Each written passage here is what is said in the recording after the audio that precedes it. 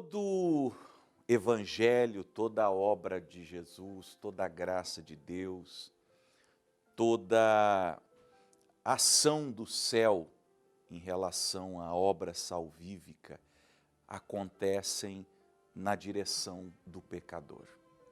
Toda a obra da graça é pelo pecador, é por aqueles que estão perdidos.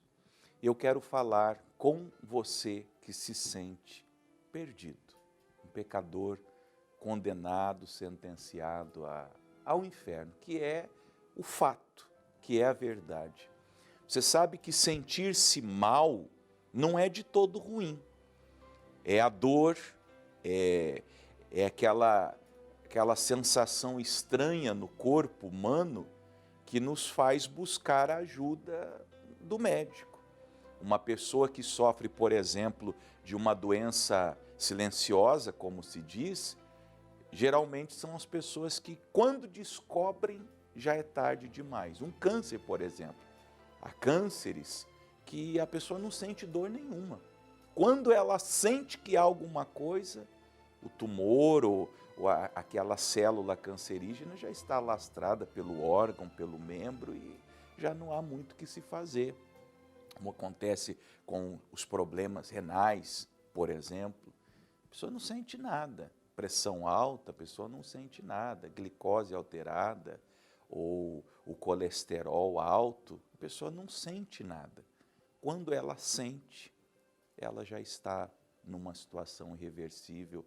Se não infarta fulminantemente, nem sabe que tinha pressão alta ou que tinha um outro problema. Então, sentir a culpa do seu pecado, sentir a angústia, sentir a amargura, é bom, porque isso te leva a Deus.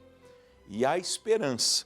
Eu quero falar disso usando o depoimento de Paulo. Vamos começar na primeira carta que o apóstolo Paulo enviou a Timóteo. Foram duas, nós vamos na primeira, no capítulo 1, do verso 12 até ao verso 16. 1 Timóteo 1, do 12 ao 16. Está escrito: e dou graças ao que me tem confortado, a Cristo Jesus, Senhor nosso, porque me teve por fiel, pondo-me no ministério. A mim que dantes, aí ele conta um pouquinho da história dele, bem resumida. Fui blasfemo, perseguidor e opressor. Mas alcancei misericórdia porque eu fiz ignorantemente, na incredulidade. E a graça de nosso Senhor superabundou com fé e o amor que há em Jesus Cristo. Esta é uma palavra fiel e digna de toda aceitação. Preste atenção agora. Esta é uma palavra fiel e digna de toda aceitação. É verdadeira essa palavra. É digna de que você, não importa aonde esteja me assistindo, não importa a bagagem do teu passado, dos seus pecados. Imagine que você é uma locomotiva de maldição que já passou nos piores lugares da terra.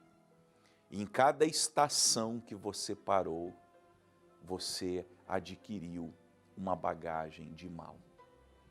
Você já passou na estação da prostituição, você já passou na estação dos entorpecentes, você passou na estação chamada malícia. Em cada lugar desses, por onde você passou, pela criminalidade, pelo roubo, pelo assassinato, você fez o mal naquela cidade e colocou dentro dos vagões da sua existência todo tipo de coisas ruins. E você vem carregando ao longo da sua vida cada vez mais pecado, cada vez mais culpa, cada vez mais condenação, cada vez mais sentença contra si mesmo. Só que, por misericórdia, por graça, como nós vimos, você passou agora na estação da graça. E o Evangelho te propõe que você abandone esses vagões das coisas ruins que você veio carregando até hoje. Essa é uma palavra fiel e digna de toda aceitação. Que palavra? Que Cristo Jesus veio ao mundo, esse foi o propósito, esse foi o motivo, ele não tinha outro, para salvar os pecadores, dos quais eu sou o principal. Eu acho fenomenal que o grande Paulo, maior pregador que esse mundo já viu, todos os outros são filhotinhos perto dele em comparação. Esse homem que foi tão usado por Deus, não teve nenhum constrangimento de se apresentar ao mundo como o pior de todos os pecadores, o principal dos pecadores, aquele que vai na frente, na linha de frente. Agora, por que que ele se apresentou e era consciente de ser o principal pecador? Mas por isso alcancei misericórdia, para que em mim, que sou o principal, Jesus Cristo mostrasse toda a sua longanimidade para exemplo dos que haviam de crer nele para a vida eterna. Quando eu olho para Paulo, quando eu vejo Paulo, quando eu leio Paulo, quando eu comungo no meu coração com Paulo e o seu ensino, que estão aqui, eu aprendo que ele é o exemplo de Deus para mim, no tocante à salvação.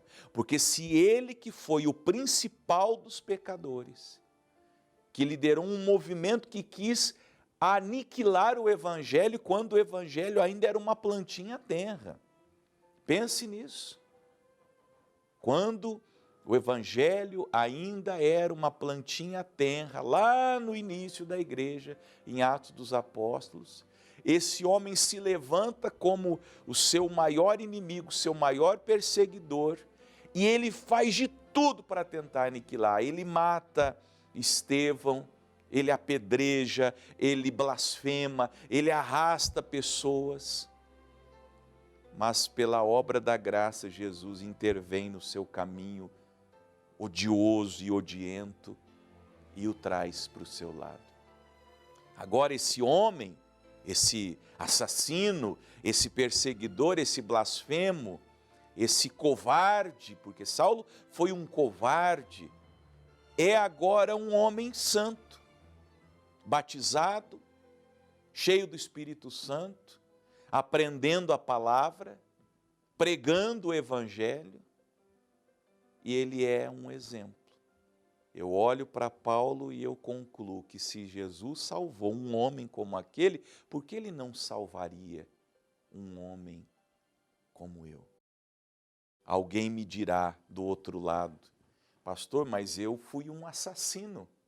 Pois é, Paulo também foi. Pastor, mas eu enganei pessoas, eu menti, eu surrupiei. Paulo também. Qualquer coisa que você tenha sido, Paulo foi 1000 vezes pior. Mas ele alcançou misericórdia. Por quê? Vamos ler de novo? Por isso alcancei misericórdia, para que em mim, que sou o principal dos pecadores, Jesus Cristo mostrasse toda a sua longanimidade, para exemplo dos que haviam crer nele para a vida eterna. O que Paulo diz é, a minha vida perdida, resgatada pela graça maravilhosa de Jesus Cristo, é um exemplo para todos vocês. Tomem alento em mim, ó pecadores. Tomem alento na minha vida, na minha história. Por isso que as Escrituras, o Novo Testamento, e ele mesmo, o próprio Paulo, não tem nenhuma vergonha de falar do passado.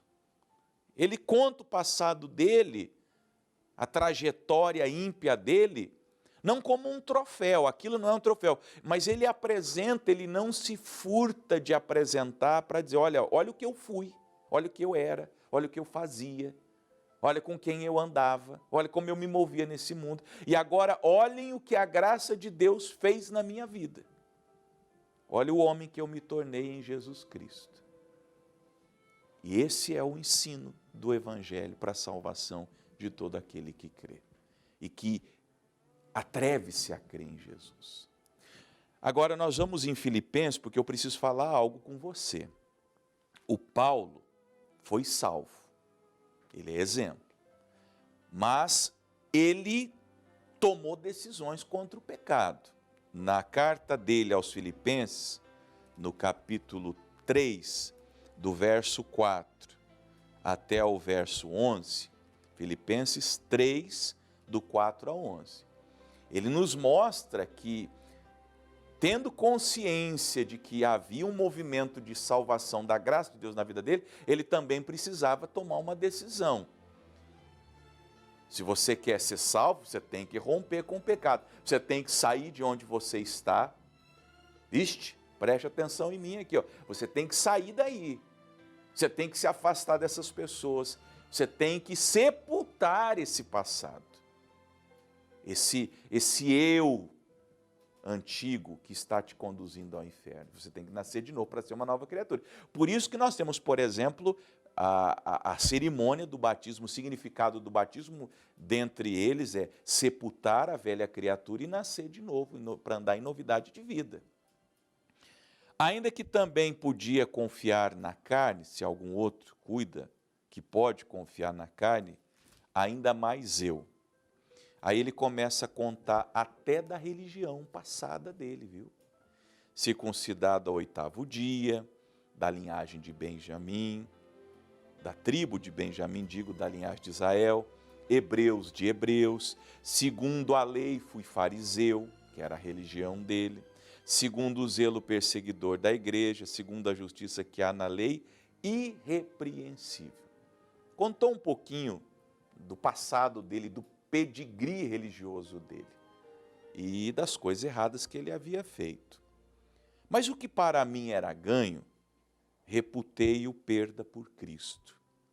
Na verdade, tenho também por perda todas as coisas pela excelência do conhecimento de Cristo Jesus, meu Senhor, pelo qual sofri a perda de todas essas coisas e as considero como esterco, como estrume, como excremento de animal, para que possa ganhar a Cristo. Quando ele se viu alcançado pela graça, quando ele se viu atraído pela graça, sabe o que ele fez? Ele cortou abruptamente qualquer relação com a religião antiga, que não era verdadeira, com os pecados antigos, com a vida antiga que ele levava. E aí, minha primeira parte, eu quis mostrar para você que Jesus pode te salvar, Ele quer te salvar. Mas agora eu quero te mostrar que não adianta também Jesus querer se você não quiser.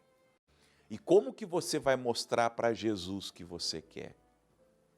Cortando tudo, rompendo com tudo, com esse passado, com esses lugares, com essas pessoas, com essa vida. Porque você não poderá ser salvo sendo a mesma pessoa.